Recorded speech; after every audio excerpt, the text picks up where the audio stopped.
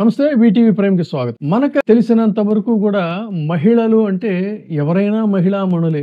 ఎవరైనా ఈ ధర్మభూమి, కర్మభూమి, వేదభూమి, పవిత్ర భూమి, భరత భూమిలో ఈ గడ్డ మీద పుట్టిన ప్రతి తల్లికి కూడా అదే రకమైనటువంటి సమాన హక్కులు ఉంటాయి. అదే రకమైనటువంటి గౌరవం కూడా ఉంటుంది.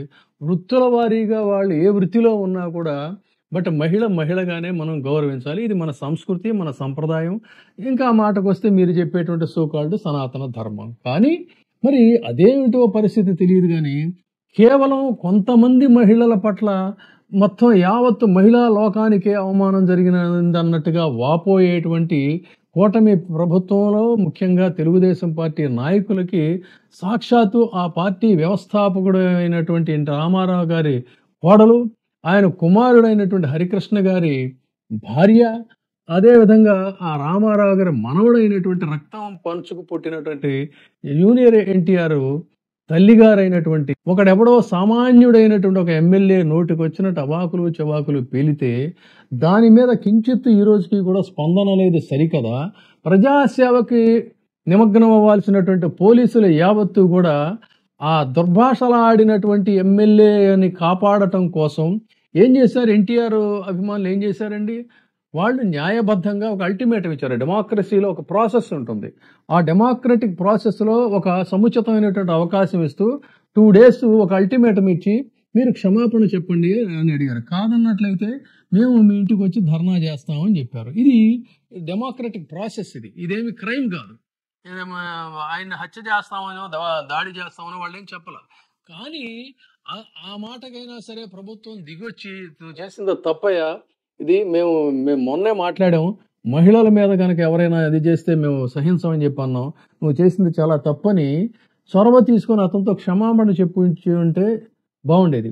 మరి చెప్పించిందా ఈ ప్రభుత్వం అంటే చెప్పలేదు. సరిగదా, అతన్ని కాపాడేటువంటి ప్రాసెస్లో మొత్తం పోలీసులు పెద్ద మొత్తంలో అతని ఇంటి చుట్టూ మోహరించి ఈ అవాకులు చెవాకులు పేలేటువంటి ఈ బాపత వ్యక్తికి మీరు కాపలా కాయండి, ఇతగాడిని రక్షించండి, న్యాయం కోరేటువంటి వాళ్ళని మీరు తన్ని తగలేయండి, తరిమి కొట్టండి, కాదు అన్నట్టయితే అరెస్టులు కూడా చేయండి అని ఆదేశం ఇచ్చిందంటే ఇది ఏ రకమైనటువంటి న్యాయం, ఇది ఏ రకమైనటువంటి దాష్టికం ఆలోచించాలి విఘ్నులు అని చెప్తున్నాం. అంతేకాకుండా మనం చూసాం నెల్లూరులో జరిగినటువంటి సంఘటన. నెల్లూరులో నల్లపరెడ్డి శ్రీనివాసులు రెడ్డి ఎమ్మెల్యే అయినటువంటి ప్రశాంత్ రెడ్డి గారి గురించి కొంచెం అనుచితంగా మాట్లాడినప్పుడు సాక్షాత్తు ఇదే మీడియాలో మనం ఆ అనుచిత వ్యాఖ్యలు తప్పు అని కూడా మనం స్పష్టంగా ఖండించాం.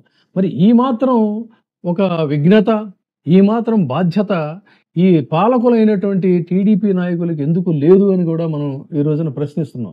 ఆవిడికి ఏదో అయితే సాక్షాత్తు చంద్రబాబు నాయుడు గారు, ఆయన మంత్రివర్గ సహచరులు, ఆయన కుమారుడు, ఆయన సతీమణి అందరూ కూడా చాలా బాధపడిపోయి బయటకు వచ్చేసేసి ఆవిడికి మద్దతుగా మాట్లాడారు.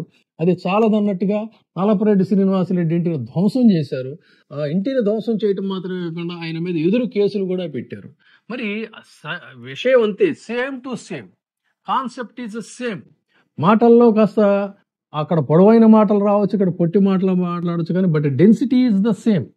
ఆ డెన్సిటీలోనే ఎన్టీ రామారావు గారి అంటే జూనియర్ ఎన్టీఆర్ యొక్క తల్లి గారిని కూడా దూషించినటువంటి పరిస్థితి.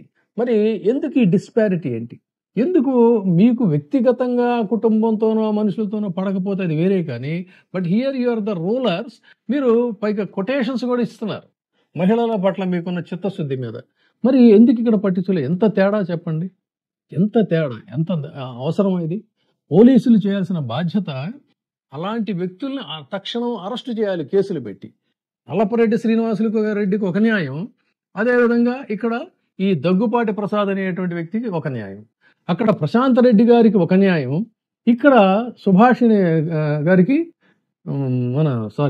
రామారావు గారి జూనియర్ ఎన్టీఆర్ తల్లి గారికి, ఆమెకి శాలిని గారికి, ఆమెకి ఒక న్యాయం. ఇది ఎక్కడ న్యాయం అండి? ఇదే ఇంత తేడా దేనికి? దీనికి పైగా మీరు వైఎస్ఆర్సీపీ వాళ్ళు మహిళలను ఏదో ఇది చేస్తారు అది చేస్తారని చెప్పని ఎద్దేవా చేస్తా మాట్లాడతారు. కానీ ఇక్కడ జరుగుతున్నది మాత్రం ప్రజలు గమనిస్తున్నారు. మీరు అంత అవసరం ఏంటి అసలు మీకు?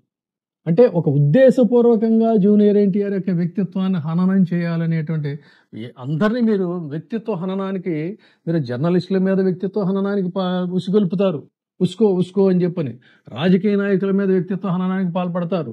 రాజకీయాల్లో ఉండేటువంటి మహిళల యొక్క వ్యక్తిత్వ హననానికి మీరు పాల్పడుతుంటారు. మీ వాళ్ళని మీద చేస్తే మాత్రం మీరు ఎంత దారుణానికైనా ఎంత దీనికైనా తెగబడతారు, వేటాడతారు, వెంటాడతారు.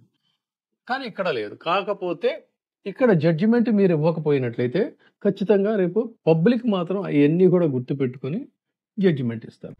ఇప్పుడే సబ్స్క్రైబ్ చేయండి, లైక్ చేయండి, షేర్ చేయండి.